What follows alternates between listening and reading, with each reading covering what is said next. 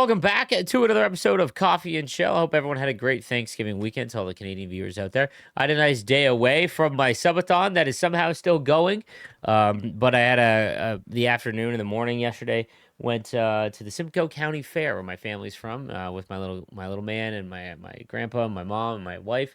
Had a great day. So that being said, let's get into today's stuff when it comes to Hockey Ultimate Team. Number one, I figured this would happen eventually, and again, I have to take my own viewpoint of the game out because I play the game. Well, I literally have played it for a month straight, so I think that my opinions on it are far different than what the majority says. So I'd like to get your opinions on it, which is why I yap on this kind of video series every day.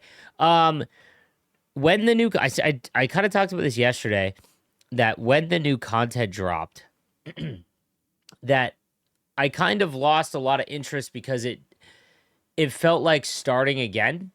And that's odd because it was an unbelievable content drop, right? Unbelievable content drop. I had all the stuff I could prepared for it, and I chased after the cards, and I talked about yesterday, you shouldn't chase, learned some lessons. But I feel like because I hit Plat 1, and I feel like I'm probably near my plateau, like I don't know how, so I'm going to have to really dive in deep and look at my gameplay a lot more and improve, which I'm pretty proud of what I've done because that's what I did. I literally watched my games back and I was like, okay, this is what I'm doing wrong, implemented some things, and there we go. The strategies video will be coming out shortly. So I'll hopefully be able to teach you guys some things as well. But I don't really feel like doing Cup Chase because my team is great. The problem is I don't want to chase after those cards that are 300,000 coins that are 82 overall. I just don't. They're when it comes to like the optimal team build, when you're an online player, okay, I'm not talking about the team guys, the offline guys. I'm talking about when you're an online player, like myself, and I don't know. I would love to know the percentage of the player base that plays like me. It's definitely the loud minority of the player base, like the guys on Twitch and stuff like that. But I feel like a majority of it is just you guys play offline, you guys build teams, and you don't really care about your overall rank. Something that I do. So I try to build my team personally on what can give me the biggest edge and help. And I'm at like a loss because I just can't make the pieces fit with cards that I like to build like an optimal team. And that's fine. That's on me for choosing that route as opposed to just using my favorite players. But that being said, it made me think a lot about what's going to happen in November, man. Like there is I've relayed this to EA as well. There is a very dangerous point when Season 2 drops that you hit with what MLB hit. And like I said, what NHL is doing is good in the sense that it's not going back in overalls. We're just getting a re-release or we're getting a huge drop of higher overall cards as opposed to getting a huge drop of all the way back to 80 overall and having to go all the way back up, right? So the problem is that you cause exhaustion of your player base when they've been grinding, getting all these good cards, and then the only ones that can really take advantage are the hut rich, right? At the the onset of new content. So it's really hard to just new cards come out, you want to chase them to just hold off, and I'm feeling a little bit of a burnout now because I don't want to do Cup Chase. I've done all my moments, all of my objectives are done. I think a big thing that's gone on is that the Tuesday release of the face-off event meant no event on Friday, and all the event objectives and stuff, like there just isn't a lot to do because we had that early release there, right? Excuse me, a little cold, have a little bit of a cold. But we'll see how it plays out. But today's video, I want to go over a lot of the comments. So let's just get right to the comments, do a majority of it, not enough yapping from me. So Scotty says, I was getting demolished online. Demolished on Superstar Cup Chase and couldn't do moments. Gave up, took 2 to 3 weeks off. Restarted yesterday on Rookie Cup Chase and feeling good now. Finally getting objectives complete, earning some cards, etc. I think I need to just start super low and get back to a little bit of batting practice going. Anyways, thanks for the content as always. I talk about this a lot. That when you go through like a tilt, especially this year because losses compounding can drop you from like gold 3 to silver 3 in a day span because you just are on a tilt. This game bites you. It's hockey, so there's luck, and you gotta be good. You gotta be good to be lucky and lucky to be good. But there'll be times where I find the most frustrating part is I lose to a player, or I lose a game I should have won, and then I immediately match up with someone that is far better than me, or I have to play lights out to even have a chance. And then you've got two losses back to back, and then you keep going because it gets its hooks into you. This is how multiplayer works, right? And taking a little bit of a break is all. I always play the best after like 2 to 3 days off, right?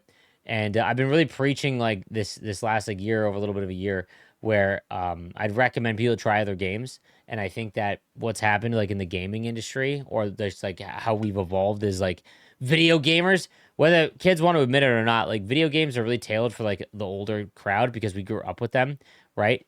Kids now that have like certain games like Fortnite or like Roblox or whatever, like Minecraft, things like that, and games along those like lines, a lot of them are it's like very fast paced, things like that. But when it comes to like the older generation, like we're the ones that like grind, and we just stick to one game because we've gotten old enough where life takes over. You got a lot of responsibilities, and you really just have one game that you can put your focus onto, instead of it being, I've said this before too, instead of gaming being your hobby, one specific video game is your hobby, right?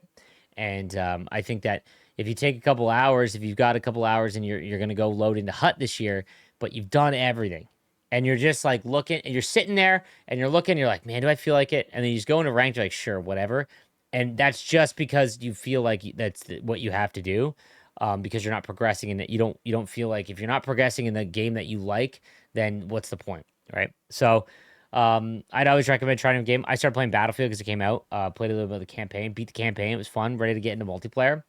But it's something I'm definitely going to focus on. Whereas, a lot of people don't. I think that they have very limited time, and it's like, you have this one game. You got to take it some time off, 100%. And especially online, it'll help you because you're so wrapped up in thinking like you're gonna lose or the shot's gonna go in all the time. That is when you start losing even more. So, Jared says this is repeatable for the Draisaitl one-timer moments. At the face-off, change the strategy behind the net 100%. I thought I said this in my video, but behind the net does offer one-timers at the face-off dots a little bit better than overload. But you have to do it before once the game starts. So you'll see at the opening face-off or any face-off, you can hit over right on I think it's right on the D-pad. That'll give you your line strategy. Set it to behind the net. Skate it into the zone down the left-hand side. Curl behind the net to the right defensive position. So he's going all the way around. Pass the left defenseman, then back to Draisaitl for a one-timer. If you watch my video on how I was able to do it, essentially the same thing. Only instead of going all the way around the net, I would just get into the zone and take Draisaitl. You can get there, but if you go all the way around the net, problem is with Draisaitl, you lose a lot of energy. But it's repeatable, but you are going to need luck. And it doesn't look like they're adjusting the moments. So I'll be honest with you, if they haven't adjusted the moments, in terms of difficulty, it means enough people have done it. That's the sad reality of it. Like, they really only make changes if in the background they see the player base isn't able to complete it, things like that, which is crazy to me because, God, it took me so long. And again, I'm not the greatest, but I think I got a pretty good handle on the game, and I just can't imagine. Or more likely, enough people are just doing the sets and paying for Draisaitl at the end, which is unfortunate. But the fact that it wasn't adjusted after they released the fantasy events and then publicly apologized the fantasy events were too hard. Like, what are we doing? Love the content. Just want to throw a subtle flex that I got all the Draisaitl moments done. Let's go, man. Love that for you. Love that for you. I haven't played in a week, and I'm done playing this game daily. It's just too demanding of your time. I think what I'm trying to do is come up with, this is going to sound so ridiculous, but I'm not using the right wording for it, like a schedule of where a casual player I would recommend spend your time. Because you can, the problem is, you can, if you watch my man Thrash, he has a video series where he plays 1 hour a day. I think it's called Gliding to Glory. And it's super interesting in the sense that you can build a very good team by playing 1 hour a day. The problem is that you can only do that playing that 1 hour a day a very specific way. So it's moments, cup chase. You can maybe get one online game in. If you are just someone who wants to play online or just wants to do cup chase, things like that, like there's definitely a more specific way for those types of players where that's not going to work because you're always just building your team. If you're just always building your team, you're never going to use your team, right? You're never going to use your team, which is a major issue. right? Which is why I don't like do a thing like that. It's just because I try to make no money spent a more exasperated version of what someone who would just want to. I want to get good cards to play online, or I want to get good cards to be able to play a cup chase, kind of things like that, right? Depending on the way you play. So when it comes to the daily here, I think that the weekly objectives, team of the week objectives, 100% is something you should grind because you are guaranteed and now an 83 overall. And when you think about it, how important 83 overalls are, guaranteed team of the week 83 overall is now the most important objective in the game, in my opinion, weekly, because those 83s can be used for pretty much the most high end cards, right? Especially the captains, So, um, very, very important. And, future team of the week cards. So, that along those lines, and then it's like, what other objectives should you ignore, and when should you make sure that you play? So one of the things is making sure you get the weekly objectives done for the XP path, because that just gives you a bunch of stuff, right? um and that would be interesting. Like, that would be another thing I would focus on. The ranked is so hard, man. I wish we could figure out. I hope season 2 has a different rank format. My fear is that it doesn't. If season 2 doesn't have a different rank format and you can't earn rewards regularly by playing online, I don't know what, like, the burnout will just eventually happen, regardless of how addicted you are. So daily is tough, man. I don't think it's a game that's meant to be played. I don't think any sports game is meant to be played daily. By the way, guys, it's not. It's a 1 year cycle game. It is not meant to be spent playing daily. Like, if in all honesty, like, unless you're trying to play something mindless like Call of Duty, like, the only game I can think of, like, World of Warcraft comes to mind. There's just 10x to do that. If you wanted to play it daily, there's enough to do where it's like, okay, I feel like doing this, right? But it just doesn't really exist in sports games. I think that being a week behind on making content and cards isn't a bad place to be. If it's not that limited time, then you can see what else comes out and react. This weekend was the first time, as no money spent, that I'd hit the salary cap, and now thinking through who and what is fine. MSPs that are good, get them for free if you can react around. Got to remember that no money spent, but online for remember that as no money spent, but online for a month, you're ahead with having a lot of cards and options. This is something that I try to do in my videos, is try to take out my experience, because my experience is so different. But 1000%, like I said this on Friday night after I made McDavid, I realized, God, I'm stuck here unless I spend 300,000 coins on that Guryev card. And I'm just like, I'm not doing that. I have no interest in that. Like, he's an ex-Shark, but he wasn't a good prospect. He's probably not going to play in the NHL regularly. So I'm like, this is just silly. I was like, I just wanted to fast forward to Tuesday and Wednesday, because I guarantee you there's probably a card or two that come out that will fit, right? And then those cards will be super expensive, but at least it's someone that I somewhat enjoy. And prices will always come down.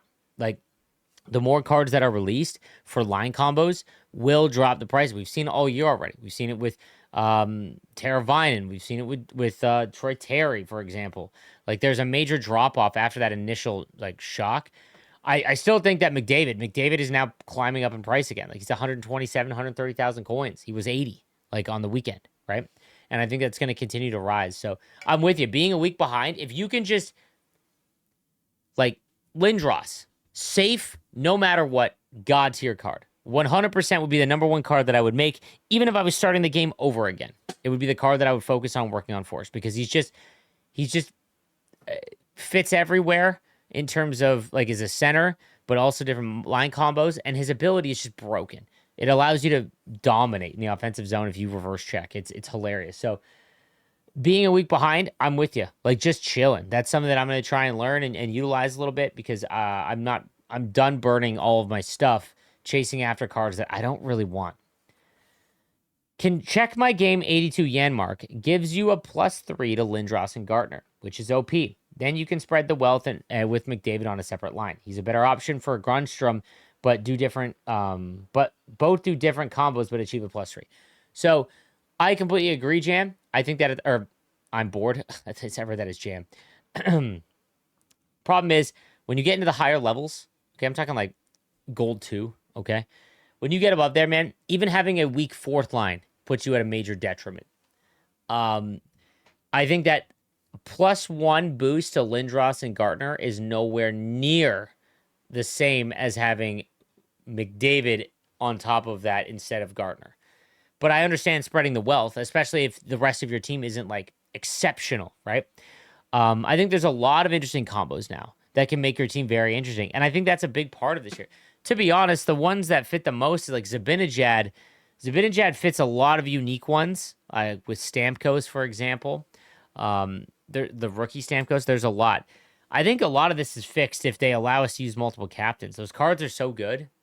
So, and I'd be curious if they aren't working on that to try and get it in the game as it sends, because I don't know if that's what they intend. Because they released all these cards, but you can only use one. It makes me think that they're, going to try and focus on, utilizing multiple captains. And I think that, again, just in general, I think that the card itself, separate the fact that it's a captain card, not getting the captain boost for every card, but just using them, I think would go a long way, because I think there's a lot of people out there that want to use multiple captain cards just because the cards are good. Like I said, like if you have McDavid and you could throw McAvoy and Yossi, like if you make those, honestly, Yossi and McAvoy, if I were to rank like where those list, because defense doesn't have those like super top end cards, they would be really high in terms of like the best players of their position. So we'll see. I don't know if they would do that if the tech allows it, or if it's an intention of theirs. And we don't know how it's going to work when season 1. Can you use season 1 captains in season 2? We have no idea. This one had the most likes. There's nothing to play for anymore. We are done with the season, with season 1, and there's 40 days left. Cup Chase Pack and Chance Packs are not good enough. They expect us to rebuild our entire team with new line combos while not giving us any rewards. This is a major pressure point for sure. Like I said, it's like every 2 weeks, something comes out, and it's like, now we got to chase after it, right? And then you spend 2 weeks getting that thing, and then it's like, bam, new content. And the argument to that is like, well, yeah, we get awesome new cards and content, but the player base just gets worn out. This is a lot of what happened with MLB. MLB went through 2 years of trying brand new stuff, and they went to a season format. And I'll be honest with you, I thought it was the future of Ultimate Team. I really did. For anyone that plays Tarkov, it operated a lot like Tarkov, where Tarkov is a game where every 6 months your account gets wiped, everything gets reset, and you would think that why would you play that? It is the best. A wipe in Tarkov is one of the most fun gaming experiences if you are a player of that game, because everyone goes back to even. You're rebuilding, chasing, like, and it just works because it's a long enough stretch between the wipes. If they wiped your account every 3 months, that you would, it'd be like, by the end, it'd be like, why? I'm not doing this again. This took forever, right? So in sports games, because it's a year-long game, doing multiple wipes of your account or going back in terms of content just didn't work, because you exhausted the player base. You went to 99, and the next week we're releasing 86 overall cards that are season 2. And you would think that, man, you have all this new content, but it's like, God, I gotta go do it all over again. It's like, nah, man, because that's the one thing you can't do. You can release an overload with a ton of content, but you can't exhaust the player base, because when things get too exhausting to chase after and there's too much, then players are like, I'm good. And you push away the casuals, right? And when there's too little to chase after, right? Then again, people are like, dude, there's nothing new. It's a very delicate balance, and I cannot wait to see what happens. The season 1 being 70 days was a mistake. I think that they were, again, trying to not risk like it being, I don't know. I really don't know. I think they were just trying to wait and see. It strikes me as gathering data. That's what it does. It strikes me as gathering data, and that's getting a little old, right? Because I don't want to be playing a game where I'm just given data for new stuff. But I agree right now.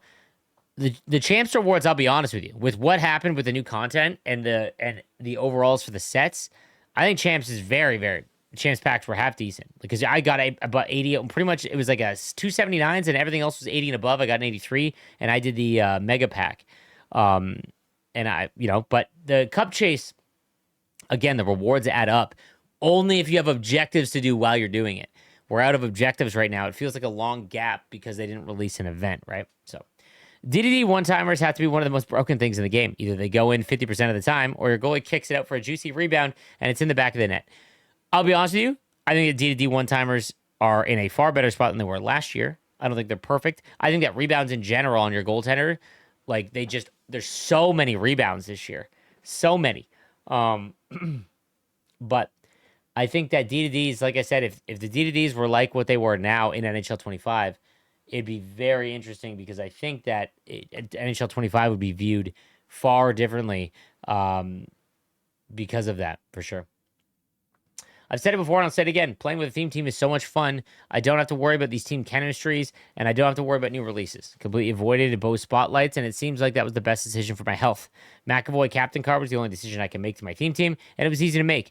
I've been having a ton of fun aside from facing seemingly the exact same team in lineup every game, but I'm glad there's more content this year compared to last. I will agree that the vast majority, the sheer amount of usable good content is at its peak. The problem is it's being focused into specific line combos, and that makes certain cards the most valuable.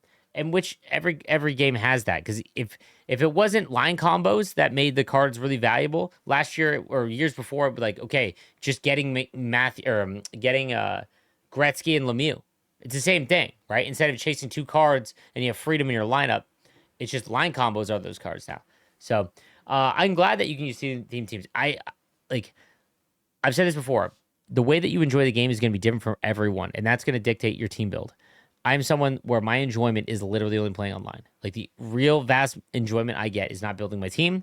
A little bit actually with the line combos and stuff. When you get like the thing that fits and everything works well, I've really enjoyed that part. But I've also been super frustrated because I can't get what I want because I don't spend money.